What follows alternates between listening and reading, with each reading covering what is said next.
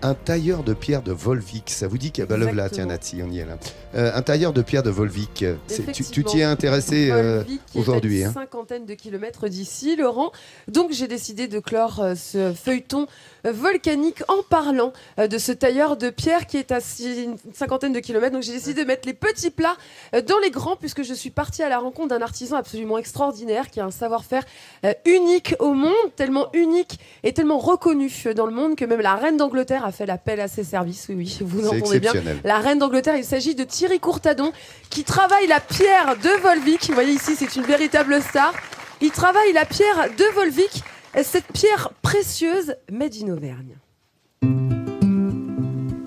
À une trentaine de kilomètres de la Tour d'Auvergne, sur les pans fertiles des montagnes de la gare de Volvic, un homme a décidé de graver pour l'éternité son amour de la région. Au milieu des bois, l'atelier de Thierry Courtadon est un véritable bric-à-brac où s'enchevêtrent des tonnes de roches volcaniques. Car ici, cet enfant du pays exerce un métier unique en son genre, sculpteur sur pierre de lave. Et ce matin, l'artiste va faire en quelque sorte son marché en allant directement à la carrière choisir sa matière première. On a un rapport carrément fusionnel avec cette matière parce qu'elle nous habite. C'est elle qui nous fait vivre et on la respecte parce qu'on se rend compte que c'est un matériau qui à travers la sculpture, devient semi-précieux.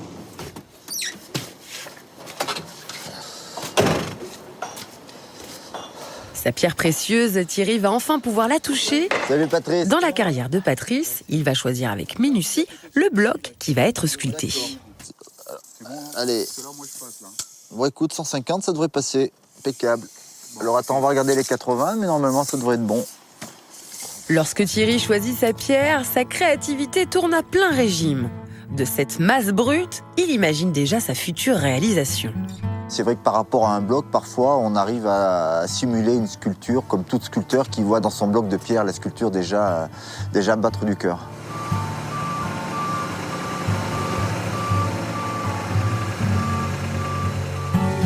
Le cœur battant et des idées plein la tête, Thierry termine son marché gourmand, comme il le nomme, en chargeant son bloc.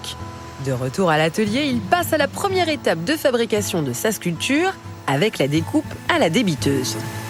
C'est une scie circulaire avec une lame en acier sur laquelle on a des pastilles de tungstène avec du diamant à l'intérieur.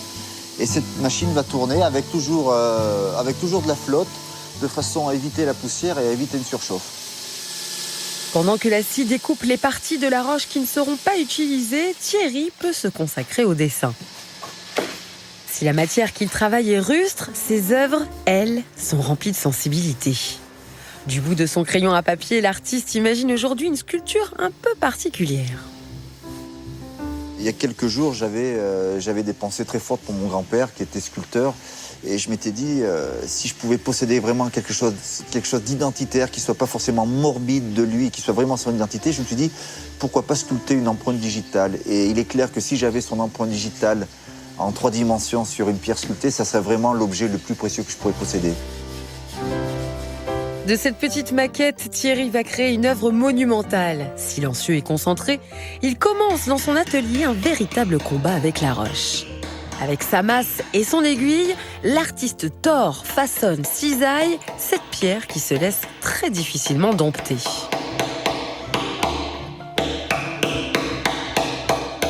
Vous voyez, sur une pièce comme ça où je vais passer 200 heures de travail, il n'est pas impossible qu'au dernier coup de ciseau, elle casse. Donc à savoir que quand on attaque une sculpture comme ça, il n'y a jamais rien d'acquis.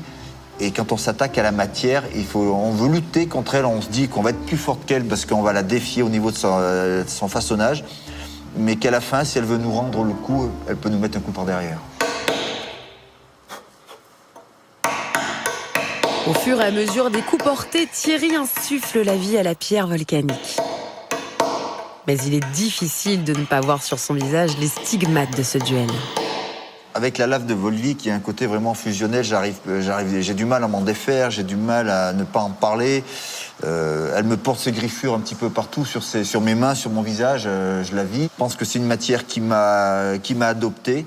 Je ne sais pas si c'est moi qui l'ai adopté. Je pense que c'est elle qui m'a adopté. Maintenant, je suis un de ses fils, un de ses enfants.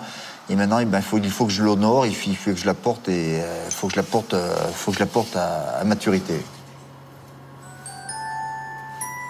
Dans son atelier d'exposition, avec ses dizaines de sculptures monumentales, on réalise là tout le génie de l'artiste. De ses mains, il transforme comme par magie cette pierre en objet délicat, capable de se tordre et d'onduler. Un génie créatif qui s'exporte à travers le monde, Thierry a même réalisé une salle de bain pour la reine d'Angleterre. Et même s'il est fier de voir sa pierre de Volvic voyager, difficile pour lui de se séparer de ses œuvres. J'ai toujours du mal à me défaire d'une œuvre où j'ai passé parfois 6 à 8 mois de travail. Et c'est vrai que c'est toujours très compliqué parce qu'il y a une osmose qui se fait entre la pierre et le tailleur de pierre. Et c'est vrai que c'est toujours compliqué de voir partir son œuvre. Thierry va pourtant devoir s'habituer aux séparations car aux dernières nouvelles, l'artiste vient de réaliser un sushi bar au cœur de Londres. Alors je sais pas vous, moi qui ai pourtant déjà vu le sujet, eh bien je ne peux m'empêcher de m'émerveiller encore et encore. Et la star is here! Thierry Coutadon est avec nous et il nous a amené des maquettes d'œuvres d'art, hein, puisque vous imaginez, ce sont des monuments qui pèsent extrêmement lourd. Alors on va un petit peu décrire ce qu'il y a ici sur le plateau. Thierry, dites-nous ce que c'est.